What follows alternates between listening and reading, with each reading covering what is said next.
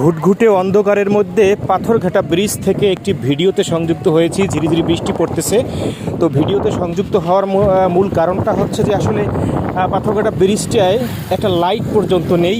কিছুক্ষণ আগে একটা মোটরসাইকেল দুর্ঘটনা ঘটেছে এই পাথরঘাটা ব্রিজের উপরে, অর্থাৎ উত্তর দিক থেকে একটি মোটরসাইকেল পাথরঘাটা বাজারে যাওয়ার পথে ব্রিজের মাঝ পর্যন্ত আসার পরে নিয়ন্ত্রণ হারিয়ে গাড়িটি পড়ে যায় এবং মোটরসাইকেলের যে আরোহী তার মাথায় গুরুতর জখম হয় এবং তাকে পাথরঘাটা স্বাস্থ্য কমপ্লেক্সে নিয়ে যাওয়া হয়। তো এই বিষয়টি একটু আবারও একটা লাইভের মাধ্যমে, একটা ভিডিওর মাধ্যমে আপনাদের সাথে একটু দেওয়ার কারণ হচ্ছে যে আসলে এই পাথরঘাটা ব্রিজে আলো স্বল্পতা, আলোর প্রয়োজন। দেখতেই পাচ্ছেন যে আসলে কিছুই দেখা যাচ্ছে না।